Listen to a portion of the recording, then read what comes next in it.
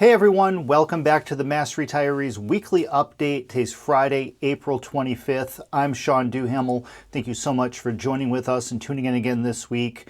Now, before I get rolling with this week's news, I just want to remind our members, particularly those of you living in Florida, but any members living outside of New England, that today, Friday, the 25th, if you're watching this on another date, the meeting is taking place today, but at 11 a.m. this morning, we are hosting a special virtual meeting on Zoom for our members living in Florida, as well as for those of you living outside of New England.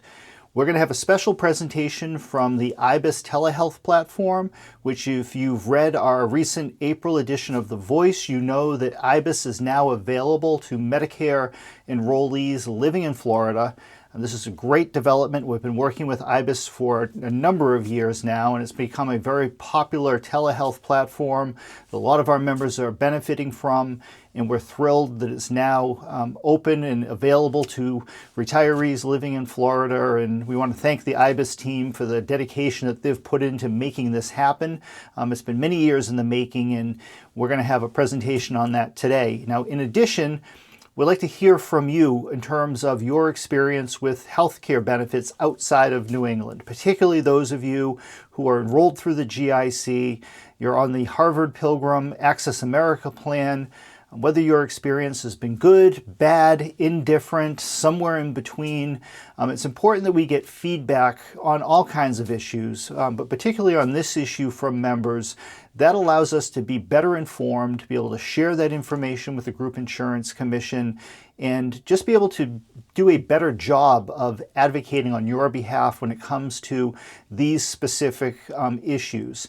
In addition to healthcare, we're going to have a Q&A that if you have questions about the Social Security Fairness Act or really any other issue relative to your public retirement, you can feel free to ask. The session's going to last about an hour. If we have a full house and we're getting more questions, we can go a little bit beyond an hour. Now, the session today will also be recorded. The link to that recording will be in next week's weekly update. Therefore, those of you who can't make today's meeting for whatever reason, you can always go back and watch it, get the same information as everybody else. But we're hoping for a great crowd. We're going to do more of these types of events going forward, whether it's a Facebook Live or YouTube Live like myself and Tim Lee from the Texas Retired Teachers did just a couple of weeks ago.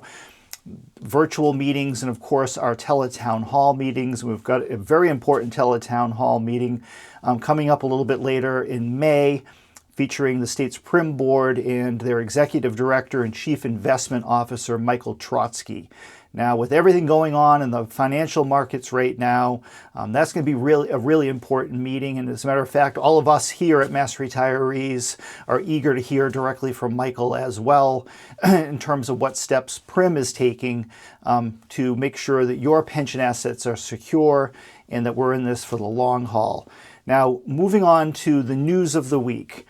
The FY26 State Budget, as you should know if you watched or read last week's message, was released by the House Ways and Means Committee. We are thrilled to report that not only is the 3% COLA for state and teacher retirees once again included in the budget, the state and teacher COLA has been paid every single year since 1998. That's a tremendous track record.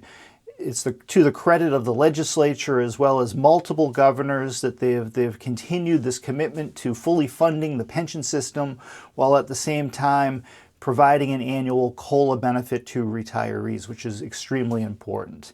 Now, in addition to the COLA and fully funding our pension system, the contribution rates for state retirees and active state employees have been restored to their traditional amounts going forward, and we want to thank House Ways and Means Chairman Aaron Michowitz in particular for his commitment to public retirees and making sure that public retirees are protected. Now, the budget debate will start on Monday, and the good news for us is that this year there really isn't a lot in the budget for us to be concerned about going forward.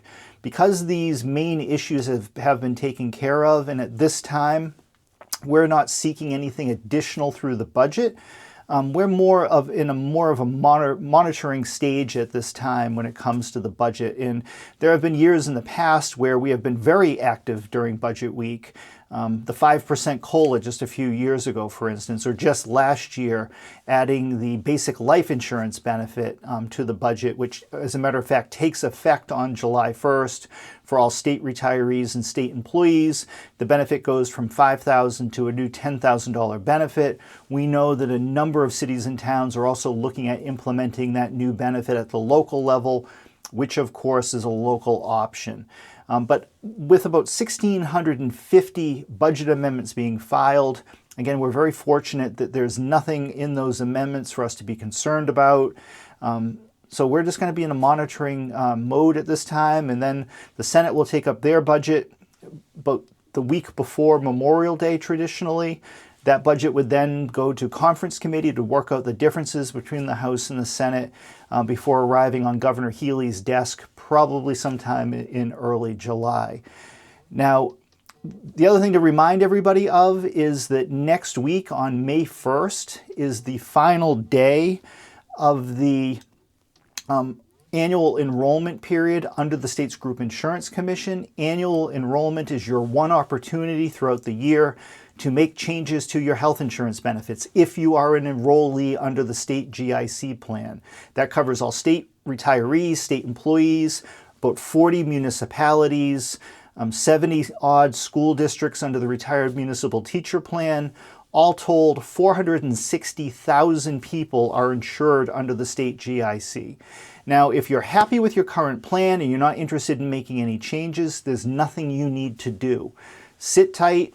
You don't need to do anything. The benefits you have right now, the plans you're on right now, will continue in the next fiscal year. But for some reason, if you're interested in making a change, or if you want to join the retiree dental plan, for instance, this is your one opportunity during the year to do so. Now, in terms of the dental plan, contained in today's email message to all of you is a link to the details of the new GIC retiree dental plan.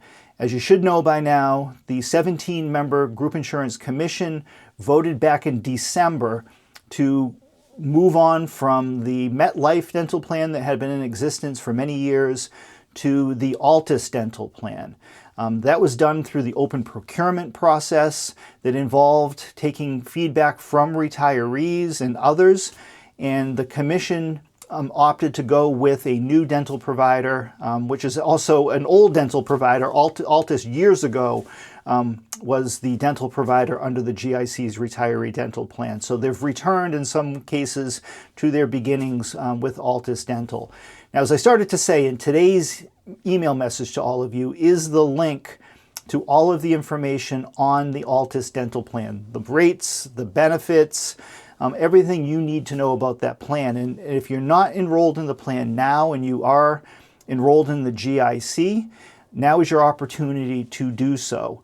Now, a word of caution: if you're currently enrolled in the GIC's retiree dental plan and you're considering dropping that coverage, withdrawing from the plan, please be aware that if you withdraw from the plan, you can never come back in. You cannot sign up again in the future. That has been a component of this contract dating all the way back to 2002 when the retiree dental plan was first put into place. It's part of the contract between the GIC and the dental provider. And the reason for that is it prevents gaming of the system. Now, what I mean by that is simply someone joins the dental plan, has a bunch of dental work done, exhausts the benefit for the year, they drop the coverage so they no longer have to pay the premium. The system cannot work if people are jumping in and out of the plan based on their needs. Either you're in it or you're out. And if you drop out of the plan after being enrolled in it, again, you can never get back in. There are no exceptions to that whatsoever. It doesn't matter what your situation is or who you may know or what your former position was. You're not coming back into the dental plan, and that's been the case now for nearly 25 years that the plan has existed. So just keep that in mind before you make any decisions on what you may want to do. I should also add that tens of thousands of retirees are enrolled in this plan. And many retirees around the country, in fact, most retirees around the country, do not have access to any dental insurance coverage whatsoever. So when the GIC created this program with our assistance back in 2002, it was one of the first of its kind in the country. The benefits being offered today are actually more robust than they were in 2002, and believe it or not, the monthly premium is actually a little bit less than it was back in 2002, and there aren't many occasions when you can say that something has become less expensive over time rather than more expensive. So while not perfect, and there is no such thing as perfect when it comes to these types of benefits, it's been a popular plan, it's been a good plan for many members, and we believe it's an affordable option for all of you to consider if you want dental coverage under the GIC. Now the last, or two more things before we wrap up. The COLA. As I mentioned earlier, the 3% COLA is part of the state budget. However, the $13,000 base for state and teacher retirees remains in effect. The reason why it remains in effect, quite simply, is that the Special COLA Commission, which was created at our request in last year's budget, remains working. It's underway right now. As you may know, our association president, Frank Valeri, is one of the 9 commissioners on the COLA Commission. They are meeting once or twice a month, diving into all of the details of the COLA benefit, with the primary focus being increasing the COLA base for state and teacher retirees. Now, in addition to the COLA base, the Commission is focused on 2 additional elements of the COLA. One is creating a new either senior or enhanced COLA benefit for long-term retirees. These would be folks who have been retired for 15, 20 or more years. This would create an additional benefit for retirees who would meet that criteria. That would be paid in addition to the traditional COLA. So that's the second piece of what the COLA Commission is considering and looking at. The third piece to all of this, and an incredibly important element of it all, is exploring and recommending new methods to fund and pay for COLA benefits over the long haul. That has really been the largest hurdle that we experience year in and year out, whether it's at the state level or the local level, when it comes to the cost of living adjustment. Is how do you pay for it? You'd be hard-pressed to find any state or local officials who don't believe that there's a need for improved COLA benefits. But the challenge is, how do you go about paying for this within the context of the public retirement systems? Now, you could say, well, they could just appropriate more money. That's easier said than done. Traditionally, the benefits within the retirement system, or paid by the retirement system, are funded through the retirement system. So the amount of money that the active employees are paying into the system, which includes the money you paid into the system when you were working, the investment returns that those contributions generate over time, and then, of course, the contribution from the employer, so from the government side. Under the FY26 State Budget, the Commonwealth's pension appropriation for just one fiscal year is $4.9 billion. That's billion with a B. No doubt that's a lot of money. That pension appropriation grows at about $400 or $500 million every single year, with the goal right now of paying off the unfunded liability under the state and teacher systems by 2036. So we are now 11 years away from being fully funded. Knock on wood that things continue to go in the right direction. I know that we're going through a turbulent time with the financial markets right now, but we've been through this before and come out on the other end better off than ever, and we can only hope that that ends up being the case this year once again. Now, the final point that's related to the COLA Commission and every other legislative proposal is that the legislative session is currently well underway. The public hearing process is just getting started in earnest. The Joint Committee on Public Service, which is overseeing the majority of Mass Retirees legislative proposals, held its first hearing about 2 weeks ago. We're anticipating that throughout the months of May, June, and July, we're going to see a significant uptick in committee activity. We will be letting members know when public hearings are scheduled on our legislation. There might be a particular bill, for instance, that you're interested in personally.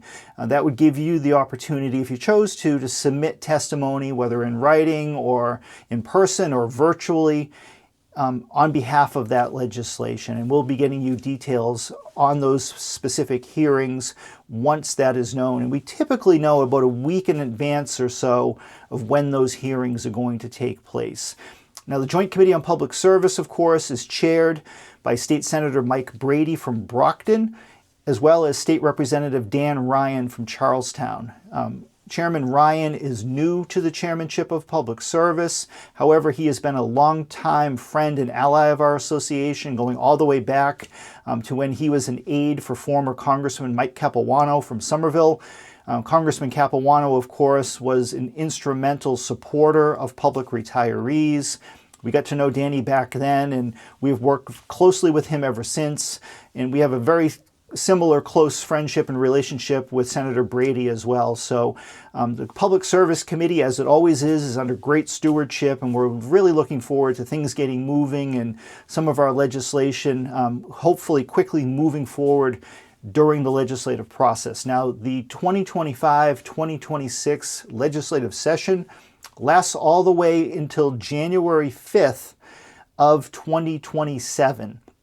So this is just at the very beginning of the process. Things are really going to get rolling. The COLA Commission should have its report filed, we believe, shortly after Labor Day, so in early fall. That report would then need to be implemented and approved through the legislative process. So the bulk of later this year and into 2026 will be mostly focused on implementing the recommendations of the COLA Commission, as well as focusing on the other aspects of our legislative program. So once again, if you're available today at 11 a.m., join our virtual meeting. The link to join the meeting, along with the telephone number for the meeting, if you'd rather call in and listen in rather than participating on your computer, that information is contained in today's email message to our members. So if you're an association member, you should have received, or you will receive, our email blast at 6 a.m. on Friday morning. It goes out like clockwork. That provides far more details than this video and far more details than what we're offering on social media, along with links to different important issues and our virtual link to this meeting. Thank you so much for tuning in again today. Thank you for your support of our association. We'll be back to all of you real soon. Bye-bye, everybody.